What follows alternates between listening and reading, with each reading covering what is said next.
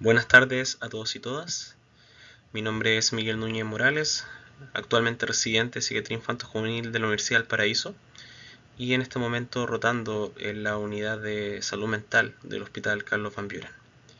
En esta ocasión vamos a referirnos a la atención a personas autistas en contexto de urgencias. Este es el índice de la presentación.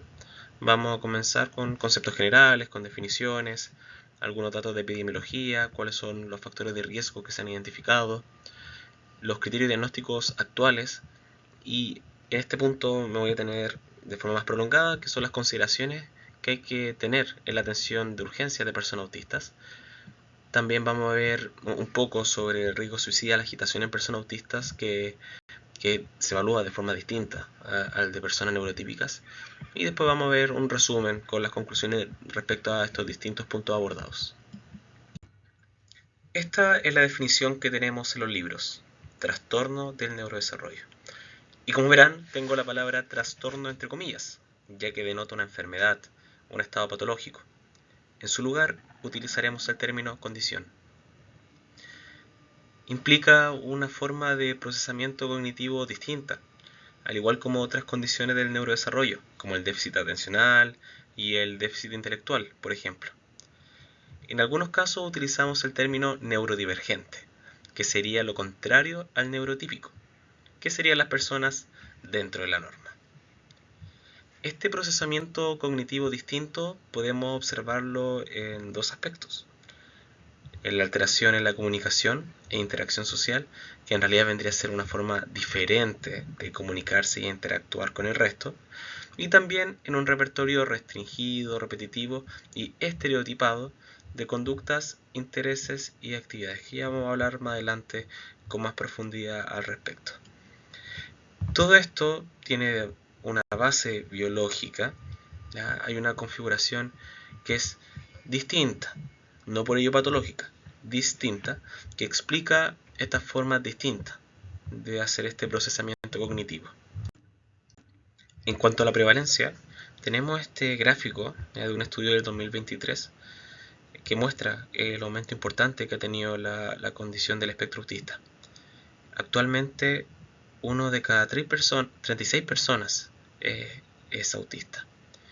Y podemos ver en comparación a, por ejemplo, el año 2006, en donde esta prevalencia era de 1 en 110 personas y antiguamente era algo mucho menos frecuente.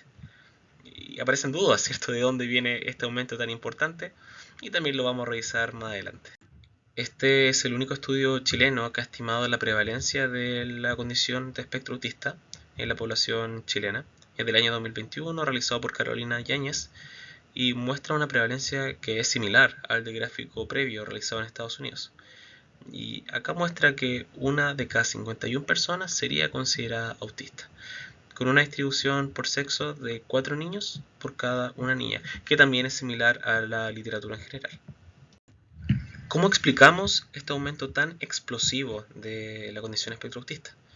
Vemos el estudio Church, que justamente señala que hay un aumento de 600% en la prevalencia de la condición de espectro autista en el último par de décadas, y esto es debido a múltiples factores en realidad. 120% del aumento se explicaría por los cambios de los criterios del DSM, que es un libro que clasifica distintos diagnósticos de salud mental. 56% por la ampliación de los criterios para incluir casos que son considerados más leves. 44% porque se está haciendo una pesquisa más temprana, ¿ya? Lo cual igual es distinto, porque obviamente si no se busca, no se encuentra. Y también porque sucede algo bien particular, que a medida que una persona crece, empieza a ocultar, a enmascarar y empieza a ser menos notorio a futuro. Entonces ahora se está haciendo un diagnóstico mucho más temprano, cuando nos podemos dar cuenta de forma más temprana esta forma distinta de hacer estos procesamientos cognitivos. Y también porque se ha observado que hay una mayor edad de los padres al momento de conseguir un hijo o una hija. En cuanto a la etiología, es decir, su origen, es difícil definir como una causa específica de la condición espectro autista. No existe solo una causa.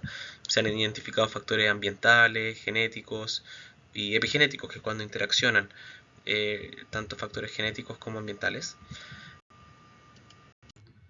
En cuanto al factor genético, podemos ver que si bien la condición del espectro autista está asociada a distintos trastornos genéticos, la mayoría de las personas autistas, más de un 90%, no tiene un trastorno genético asociado. No se ha identificado un gen específico para el autismo y impresiona más bien una etiología, un origen poligénico, es decir, asociado a varios genes distintos.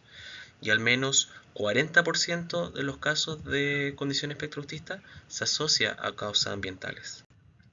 En cuanto a estos factores ambientales, se ha identificado la edad de los padres, en donde padres que tienen una edad entre 34 y 39 años tienen 2 veces más riesgo y mayor a 40 años 2.5 veces más riesgo. Y la posible explicación de esto sería formación de mutaciones de novo en células germinales y metilaciones en ADN. También se ha identificado el síndrome metabólico durante el embarazo, que podría provocar una hipoxia en el útero, conllevando a retraso del desarrollo cerebral, una configuración distinta, inducción de cambios de mielinización, entre otras cosas.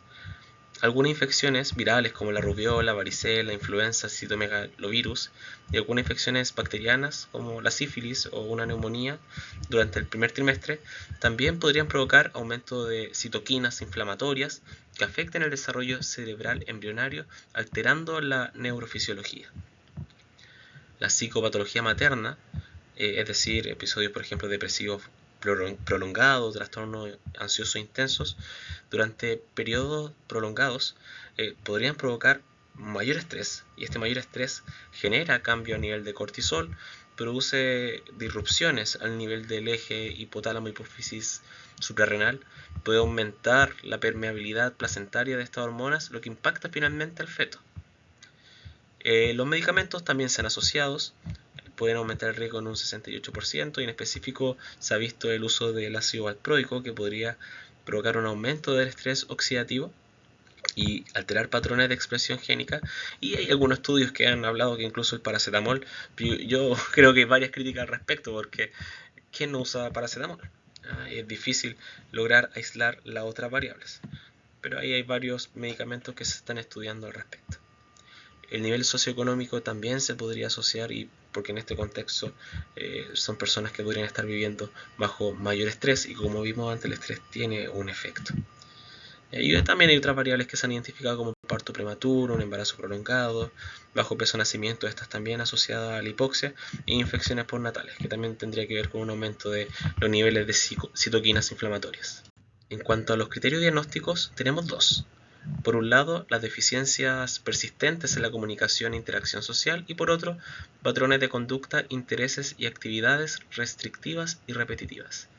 Me gustaría hacer un paréntesis acá, y es que justamente con el criterio a veces lo vuelve más complicado, porque las personas que ya tienen una edad más avanzada, adolescentes, adultos, esto a veces no se nota tanto, porque la persona autista ya aprende estrategias para lograr que no se note y poder sobrevivir a un contexto social que suele ser manejado por la gente dentro de la norma.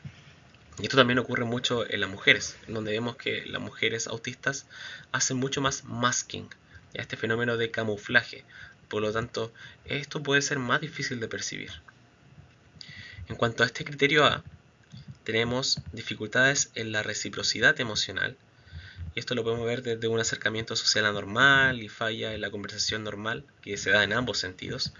Puede haber disminución de intereses en emociones y afectos compartidos, y puede haber un fracaso total en iniciar o responder a ciertas interacciones sociales. Pueden haber fallas en las conductas de comunicación no verbal, en donde esta no está muy integrada. Acá puede haber estas alteraciones del contacto visual o del lenguaje corporal. Hay dificultad en comprender o usar ciertos gestos, y la expresión facial puede ser más ausente, ¿ya? Y la comunicación no verbal no usarse tanto.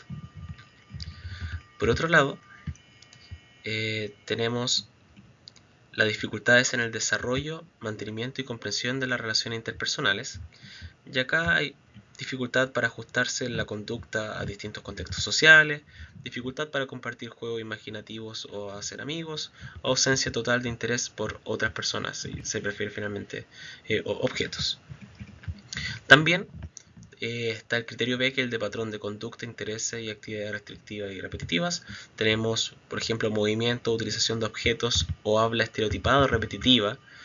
Ejemplo, estereotipia motora simples, que son movimientos que se hacen repetitivos sin un propósito específico, cada uno que es bien conocido, que es el aleteo.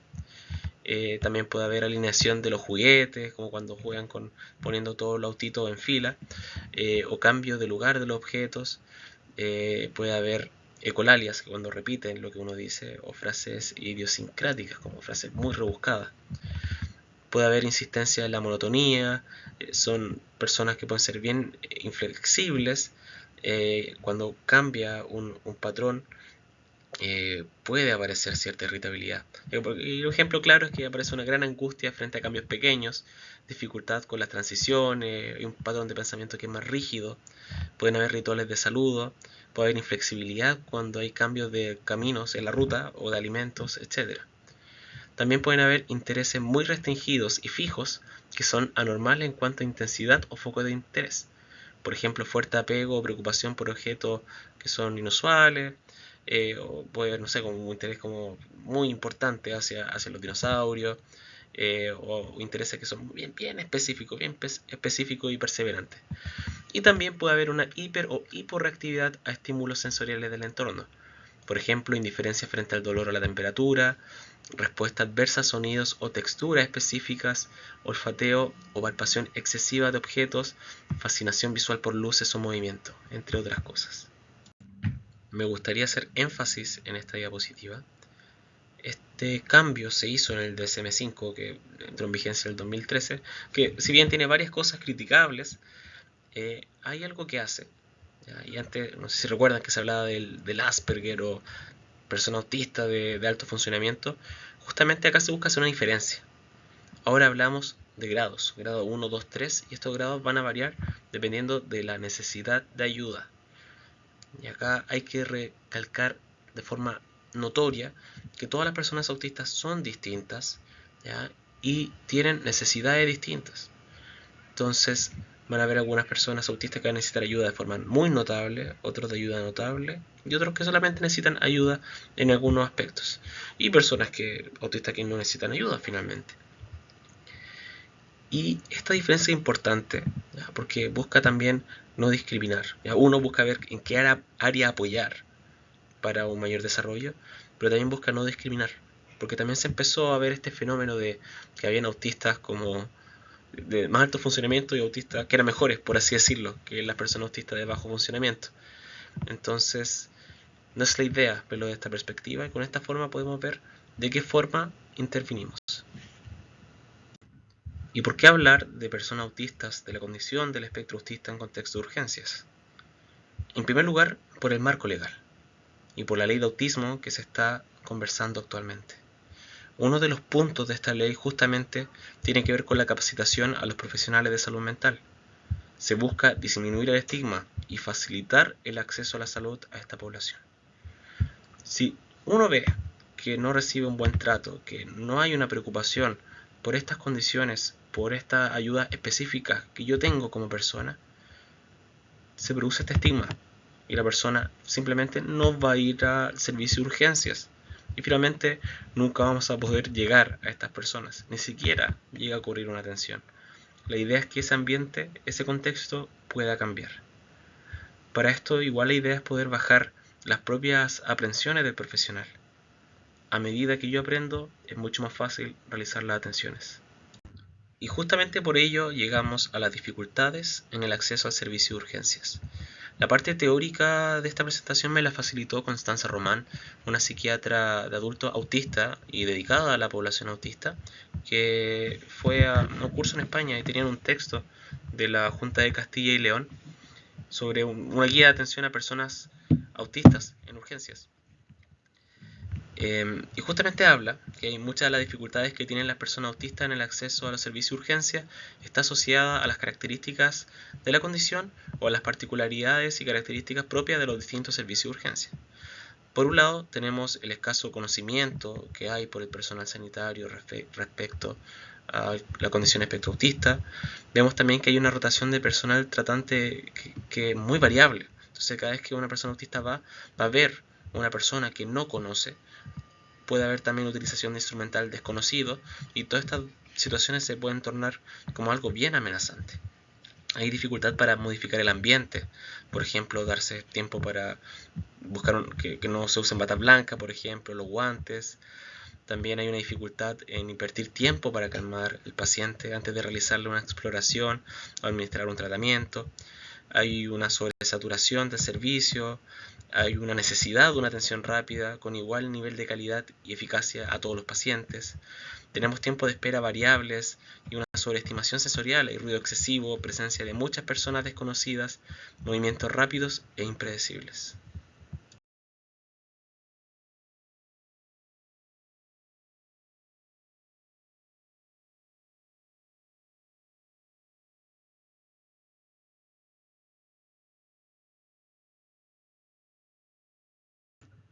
La idea es que ahora podamos ver cómo poder enfrentar estas dificultades, y por lo mismo vamos a ver algunas medidas de accesibilidad. Por un lado están descritos los programas de desensibilización sistemática. Esto trata que justamente ante esta imposibilidad de anticipar ciertas situaciones de urgencias, eh, existen algunos programas que buscan una aproximación progresiva a los servicios de urgencia, favoreciendo la desensibilización sistemática a estos estímulos ansiogénicos que se presentan en una situación de urgencia. Estos programas contemplan simulación de box de urgencias, la utilización del atuendo propio de urgencias, uso de aparatos similares, visualizar videos y fotos de la entrada, de la zona de recepción del triage y el box de servicio de urgencia de su localidad. La idea es que ahora que están apareciendo los centros comunales de autismo, por ejemplo, que entiendo que inicialmente abordaron una población de menor edad, la idea es que esto se pueda ampliar y quizás desde ahí, de los consultorios y de lo mismo hospital, buscar crear un sistema similar. También está el sistema de alerta de la ficha clínica, que yo sé que en varios hospitales funciona, y acá justamente se pueden anotar para que sean tenidas en consideración en contexto de la atención a pacientes. Por ejemplo, recordemos que todas las necesidades son distintas. Si tenemos un paciente que hay una mayor aversión a los tiempos de espera, se puede poner alarma y se puede priorizar al paciente. Si es que no se prioriza, podemos llegar a la agitación de un paciente, y ahí aseguro que la cantidad de tiempo que se va a tener que invertir va a terminar siendo mucho mayor. En relación a la información sobre la persona con condición de espectro autista, se debe aportar la mayor información posible sobre el historial de la persona autista. Es recomendable que el profesional se apoye en los acompañantes. Ellos son, sin duda, quienes conocen bien al paciente autista. Pueden proporcionar recomendaciones muy útiles acerca de cómo atender a ese paciente en particular. Conviene preguntar a los acompañantes cuestiones concretas. ¿Qué tal responde ante situaciones nuevas? ¿Cómo se comunica? ¿Qué cosas le gustan? ¿Cómo soporta el dolor? ¿Qué ha funcionado otras veces? Conviene también que el personal sanitario trate de comprender a la familia cuando acude con su hijo o familiar al servicio de urgencia. Hay que entender que las familias con un hijo autista están sometidos a un fuerte estrés en su día a día y que se incrementa cuando van al servicio de urgencia. El conocimiento previo del profesional sanitario, así como la motivación e implicación respecto al tema, es fundamental. Es como lo que estamos haciendo ahora. Justamente la idea de esta presentación es aportar un grano de arena en la formación de profesionales respecto a esta temática. Algunos aspectos importantes de formación son lograr saber cuáles son las características generales que definen a la condición del espectro autista, identificar cuáles son las principales dificultades que presentan en el acceso a la salud, que ya las nombramos, identificar propuestas para mejorar la interrelación entre el profesional sanitario y la persona autista, buscar métodos alternativos de comunicación para personas autistas y ver algunos métodos de control conductual. Las siguientes técnicas se pueden utilizar a la hora de realizar determinadas exploraciones o pruebas médicas a personas autistas. Elección. Se trata de ofrecer distintas alternativas para que elija. Por ejemplo, ¿qué vemos primero? ¿Tu oreja derecha o la izquierda? ¿Prefieres de espalda o sentado? Distracción. Si tiene un conjunto especial de intereses, puede preguntarle por ello o animarle a jugar con juguetes de su interés. El modelado, en donde utilizar la imitación para ayudarle a comprender lo que va a pasar, tranquilizarle y tener control de la situación. Por ejemplo, si es necesario medir y pesar, el profesional se subirá a la báscula y luego le pedirá al paciente que lo haga. Se puede utilizar muñecos que representen al personal médico y al paciente. También puede usarse las recompensas. Se trata de premiar el intento de realizar la conducta que se le está pidiendo a la persona autista, aunque no lo consiga desarrollar totalmente. Esto puede ayudar a que el paciente autista muestre una mayor colaboración. No hay que dar por hecho que sabemos lo que les gusta a ellos. Esto a veces pueden tener gustos o intereses que son más particulares. Es conveniente pedir a la familia o al acompañante que lleve consigo cosas que le gusten y le relajen. Quizá como recomendación para una segunda consulta. Respecto a la petición de tareas fáciles primero y difíciles después, ya que es importante saber que a todo el mundo le motiva a hacer las cosas bien, así que por ejemplo si uno le pide al paciente que señale dónde tiene su boca, cuando lo haga correctamente lo felicitamos y luego le pedimos que abra la boca y saque la lengua. Claves visuales: explicar los procedimientos utilizando imágenes que muestran lo que sucederá, la calidad de anticipar y lo que se espera de la persona autista. Conviene utilizar las imágenes y pictogramas que la persona conoce. Es recomendable contar en el box con los pictogramas apropiados para usar en su servicio de urgencia. Acá son como los que vemos en la foto, que son algunos pictogramas de exploración. Si los acompañantes traen consigo los que utiliza la persona autista, es conveniente preferir esos. Esto ayuda mucho a las personas autistas a comprender lo que está pasando y a mantener la calma. La contención mecánica solo cuando sea imprescindible. Conviene pedir ayuda a la familia o al acompañante. Ellos conocen mejor a la persona autista y saben cuál es la forma más eficaz y menos invasiva para ello. El manejo del dolor. Es recomendable aplicar crema anestésica para las inyecciones en el caso de que la persona autista tenga una hipersensibilidad cutánea. Y hasta que haga efecto es conveniente cubrirle el brazo para evitar que se toque o se quite la crema e intente distraer su atención. En cuanto a la conducta suicida en las personas autistas, este estudio muestra que, a diferencia de las personas neurotípicas, el motivo de consulta, cuando es una ideación suicida, por ejemplo, o un intento suicida, no se suele decir directamente, a diferencia de una persona neurotípica. Puede que digan otra cosa, y por lo tanto acá la gran diferencia es que hay que buscarlo. Hay que preguntarle a la persona autista y no esperar que llegue y lo diga espontáneamente. Obviamente el manejo de ya este cuadro en sí de la conducta suicida se va a abordar en otra cápsula de esta capacitación. Este estudio forma parte del BETA, ¿ya? Que corresponde a las mejores prácticas para evaluación y tratamiento de niños y adolescentes agitados en el departamento de urgencia.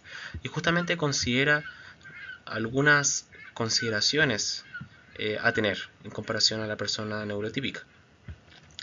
Por un lado, hay que considerar intervenciones conductuales, hay que evaluar si hay dolor, si hay hambre, si hay alguna otra necesidad física, si quizá hay alguna alteración física o algo que está ocurriendo que está generando esta mayor agitación.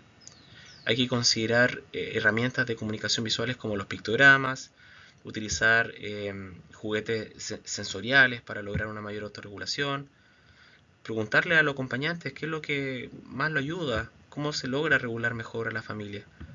Ellos son los que más saben sobre él. Preguntar por también medicamentos previos que ha utilizado y cuál le ha servido más. Y tanto como para bien como para mal. De que hay que tener ojo en específico con las benzodiazepinas, porque está reportado en la literatura un mayor riesgo de efecto paradojal, es decir, todo lo contrario. En lugar de que el paciente esté menos agitado, va a estar más agitado. Y cuando es necesario usar un medicamento, lo ideal es evitar el uso de benzodiazepinas. Y si es que finalmente se consideran, hay que observar por justamente este riesgo de un efecto paradojal. Dentro de ¿qué podemos usar de lo que tenemos regularmente? El antipsicótico. Podemos usar, por ejemplo, Aldol, una ampolla, o podemos ocupar olanzapina intramuscular. Y yo creo que esto es una duda que le ha pasado por la cabeza a varios profesionales. Cuando no está el antecedente y sospecho el diagnóstico de autismo, ¿qué hacemos? Porque uno podría por un lado decir, no sé, pues, preguntarle a la persona, ¿nunca te han dicho que eres una persona autista o algo así? Uno podría llegar y decir con certeza, eres una persona autista. O uno podría tener miedo y no decirlo, no decir absolutamente nada.